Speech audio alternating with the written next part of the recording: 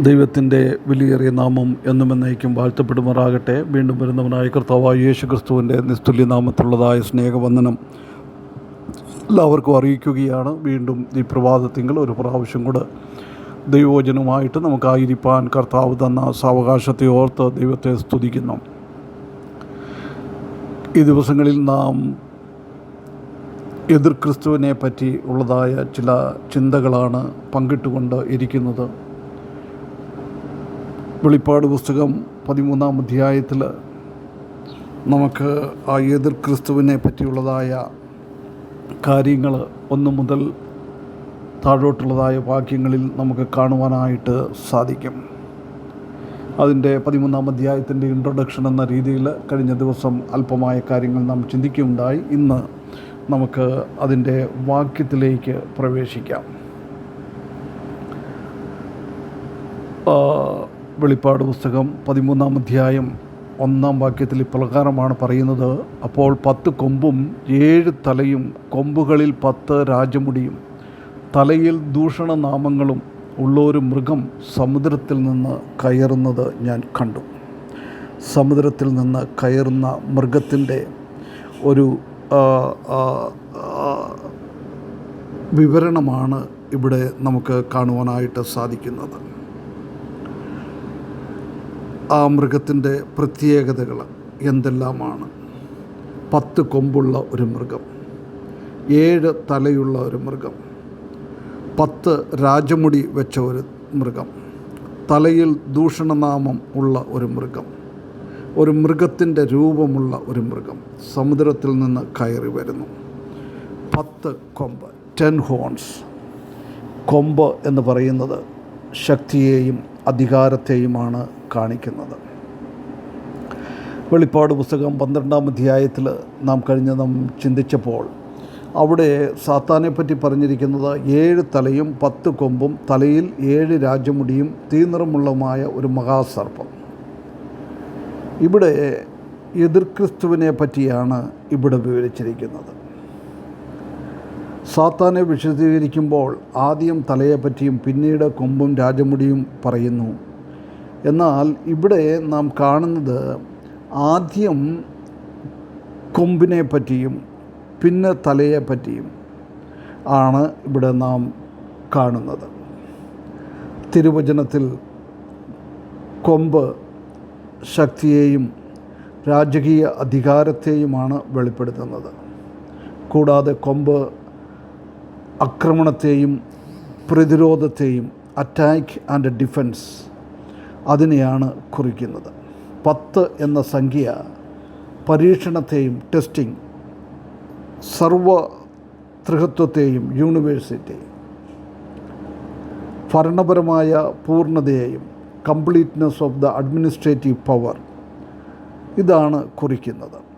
മഹാപീഡന കാലത്ത് പുനരുദ്ധരിക്കപ്പെട്ട റോമാ സാമ്രാജ്യത്തിൽ 10 രാജ്യങ്ങൾ ചേർന്നുണ്ടാക്കുന്ന സഖ്യത്തിൽ ഭരണം നടത്തുന്ന സംയുക്ത രാജ്യങ്ങളിലെ 10 രാജാക്കന്മാരെയും 10 കൊമ്പുകൾ കുറിക്കുകയാണ്. അത് ദാനിയേലിൻ്റെ പുസ്തകം 7-ാം അധ്യായം 24-25 വാക്യങ്ങളിലും, അതുപോലെ തന്നെ വെളിപ്പാട് പുസ്തകം 17-ാം അധ്യായം 12-ാമത്തെ വാക്യത്തിലും നമുക്ക് കാണുവാനായിട്ട് സാധിക്കും.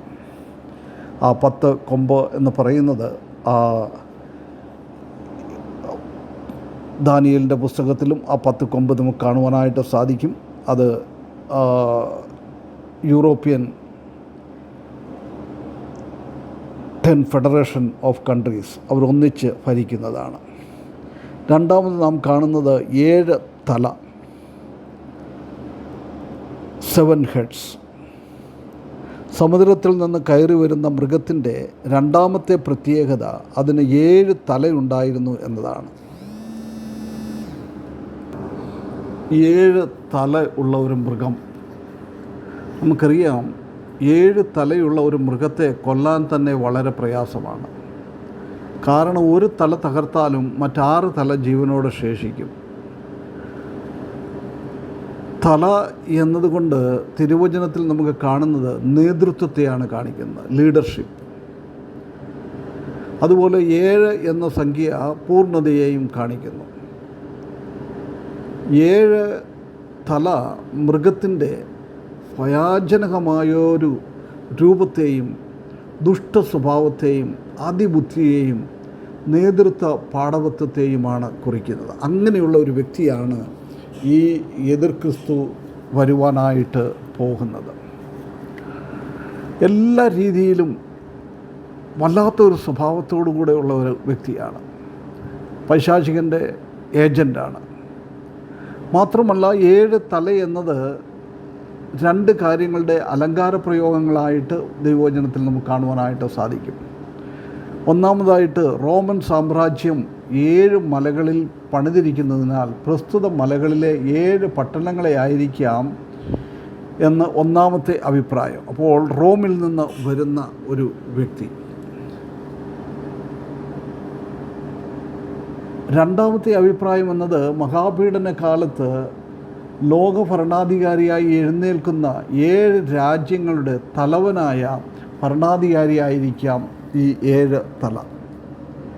മിസ്രയീം, അശൂർ, ബാബിലോൺ, മേദോപേർഷ്യ, ഗ്രീസ്, റോം എന്നിവയാണ് ഈ 6 സാമ്രാജ്യങ്ങൾ. 7ാമത്തെ പുനരുദ്ധരിക്കുന്ന റോം, ഈ എതിർ ക്രിസ്തു ഭരിക്കുന്നതായ ആ റോം, അത് അന്തിക്രിസ്തുവിൻ്റെയാണ്. അതാണ് ഇവിടെ നമ്മൾ കാണുന്നത്. മൂന്നാമതായിട്ട് 10 രാജമുടി, 10 ക്രൗൺസ്. കൊമ്പുകളിൽ 10 രാജമുടി ഉള്ളതാണ് മൃഗത്തിൻ്റെ മൂന്നാമത്തെ പ്രത്യേകത. മഹാസർപ്പത്തിൻ്റെ വർണ്ണനയിൽ പറഞ്ഞത് തലയിൽ 7 രാജമുടി ഉണ്ടായിരുന്നുവെന്നാണ്. രാജകീയ പദവിയെയും റോയൽ സ്റ്റാറ്റസ്, വിജയത്തെയും വിക്ടർ രാജമുടി കുറിക്കുന്നു. 10 എന്ന സംഖ്യ മാനുഷിക പൂർണ്ണതയെ കുറിക്കുകയാണ്. കൊമ്പുകളിലെ 10 രാജമുടികൾ മൃഗമായ എതിർ ക്രിസ്തുവിന് ലഭിക്കുന്ന മാനുഷിക പൂർണ്ണ അംഗീകാരത്തെയും അധികാരത്തെയും ആണ് കാണിക്കുന്നത്. എതിർ ക്രിസ്തുവിൻ്റെ രാജകീയ അധികാരം, പദവി, വിജയം എന്നിവയുടെ പൂർണ്ണതയെയാണ് ഈ 10 രാജമുടി കൊണ്ട് നമുക്ക് കാണുവാനായിട്ട് സാധിക്കുന്നത്. നാലാമതായിട്ട് തലയിൽ ദൂഷണനാമങ്ങൾ, ബ്ലാസ്ഫേമസ് നെയിം ഓഫ് ദ ഹെഡ്സ്. സമുദ്രത്തിൽ നിന്ന് കയറി വരുന്ന മൃഗത്തിൻ്റെ മറ്റൊരു പ്രത്യേകതയാണ് തലയിൽ ദൂഷണനാമം എഴുതപ്പെട്ടിരിക്കുന്നു, അഥവാ ദൂഷണനാമം വഹിക്കുന്നു എന്നുള്ളത്. 7 തലയുള്ളതിനാൽ 7 തലയിലും ദൂഷണനാമങ്ങളുണ്ട്. എന്നാൽ പേരുകൾ വെളിപ്പെടുത്തിയിട്ടില്ല. 7 തലയിലും ദൂഷണനാമങ്ങൾ വഹിക്കുന്നത് മൃഗത്തിൻ്റെ തുടർന്നുള്ള പ്രവൃത്തിയെയും സ്വഭാവത്തെയും വെളിപ്പെടുത്തുന്നു. ദൈവത്തെയും ദൈവത്തിൻ്റെ വാസസ്ഥലമായ സ്വർഗത്തെയും ദൈഹികമായ സകലത്തിനെയും ദുഷിക്കുക എന്നതാണ് ഈ മൃഗത്തിൻ്റെ പ്രത്യേകത. ദൈവം എന്ന നാമത്തിലായിരിക്കും അവൻ്റെ പ്രത്യക്ഷത. ദൈവം എന്ന് നടിക്കുന്നത് തന്നെ ദൈവദൂഷണമാണെന്ന് തിരുവചനത്തിൽ നമുക്ക് കാണുവാനായിട്ട് സാധിക്കും. ദൈവത്തെ ദുഷിക്കുക, അതാണ് ഇവൻ്റെ പ്രധാനമായിരിക്കുന്ന ആ സ്വഭാവം എന്ന് പറയുന്നത്. വീണ്ടും നാം കാണുന്നത് ഒരു മൃഗമാണ്. ഇത് ആലങ്കാരിക ഭാഷയിലാണ്. മൃഗീയ സ്വഭാവത്തോടുകൂടെ ജാതീയ രാഷ്ട്രങ്ങൾക്കിടയിൽ നിന്ന് എഴുന്നേൽക്കുന്ന ഒരു ലോക ഭരണാധികാരി അഥവാ എതിർ ക്രിസ്തുവാണ് മൃഗമെന്ന നിലയിൽ വിശേഷിപ്പിച്ചിരിക്കുന്നത്. വേദപുസ്തകത്തിൽ എതിർ ക്രിസ്തു എന്ന പേര് യോഹന്നാൻ്റെ ലേഖനത്തിൽ 4 വാക്യങ്ങളിലായി 5 പ്രാവശ്യം ഉപയോഗിച്ചിട്ടുണ്ട്. 1 യോഹന്നാൻ 2:18, 2:22, 4:3, 2 യോഹന്നാൻ 7. മൃഗം അഥവാ എതിർ ക്രിസ്തുവിൻ്റെ പ്രവർത്തനം ശ്രദ്ധിച്ചാൽ മഹോപദ്രവകാലത്ത് സാത്താൻ്റെ പ്രവർത്തനം മനസ്സിലാക്കുവാൻ സാധിക്കും. ദൈവത്തെക്കാൾ വലിയവനാകുവാനും അതിനായി പ്രവർത്തിക്കുകയും ചെയ്തതിനാൽ സ്വർഗത്തിൽ നിന്ന് പുറത്താക്കപ്പെട്ടവനാണ് സാത്താൻ. ദൈവത്തിൻ്റെ സകല പ്രവർത്തനങ്ങളും സാത്താൻ അനുകരിക്കുന്നു. ദൈവിക തൃത്വത്തിലെന്ന പോലെ സാത്താനിലും തൃത്വമുണ്ടെന്ന് കഴിഞ്ഞ ദിവസവും നാം ചിന്തിക്കുകയുണ്ടായി. സാത്താന് എതിർ ക്രിസ്തു, കള്ളപ്രവാചകൻ. യേശുക്രിസ്തു ദൈവിക തൃത്വത്തിൽ 2ാമൻ ഭൂവാസികളുടെ രക്ഷയ്ക്കായി മനുഷ്യനായി ഭൂമിയിലേക്ക് വന്നു. ദൈവവും യേശുക്രിസ്തുവും പിതാവും പുത്രനും എന്ന ബന്ധം പോലെ സാത്താനും എതിർ ക്രിസ്തുവും അഭിനയിക്കുകയാണ്. വെളിപ്പാടിൽ കാണുന്ന എതിർ ക്രിസ്തു മനുഷ്യവേഷത്തിൽ ജീവനുള്ള ശ്വാസോച്ഛ്വാസം ചെയ്യുന്ന സാത്താൻ്റെ പ്രതിനിധിയാണ്. സാത്താനാൽ അഭിഷിക്തനും സാത്താൻ്റെ പുത്രനുമാണ് ഈ എതിർ ക്രിസ്തു, ഈ എന്ന മനുഷ്യ മൃഗം. എതിർ ക്രിസ്തു ഒരു മനുഷ്യനാണെങ്കിലും അവനെ മൃഗത്തോട് താരതമ്യപ്പെടുത്തി യോഹന്നാനും ദാനിയേൽ പ്രവാചകനും ചിത്രീകരിക്കുന്നു. അത് അവൻ്റെ മൃഗീയ സ്വഭാവത്തോട് ബന്ധപ്പെട്ടിരിക്കുകയാണ്.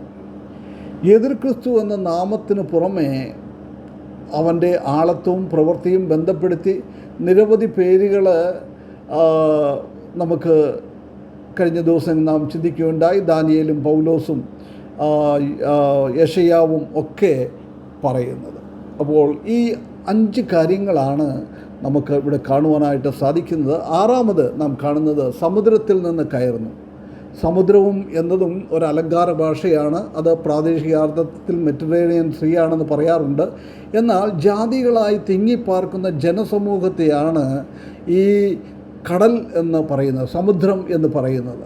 അന്നത്തെ ലോകത്ത് ഈ രാഷ്ട്രങ്ങളൊക്കെ വളരെ വളരെ വൈഷമ്യമുള്ള രീതിയിൽ സമുദ്രത്തെ പോലെ കോളിളക്കങ്ങൾ കൊണ്ട് സമാധാനമില്ലാതെ ഇരിക്കുന്ന ഒരു സമയമാണ്. ആ സമയത്തിലാണ് ഇതിൻ്റെ വരവ്. ഇതാണ് ആ മൃഗത്തെപ്പറ്റി പറഞ്ഞിരിക്കുന്ന ആദ്യത്തെ വിവരണം. ബാക്കിയുള്ളത് അടുത്ത ദിവസങ്ങളിൽ നമുക്ക് ചിന്തിക്കാം. അവൻ്റെ വിലയേറിയ നാമം എന്നും എന്നേക്കും വാഴ്ത്തപ്പെടുമാറാകട്ടെ.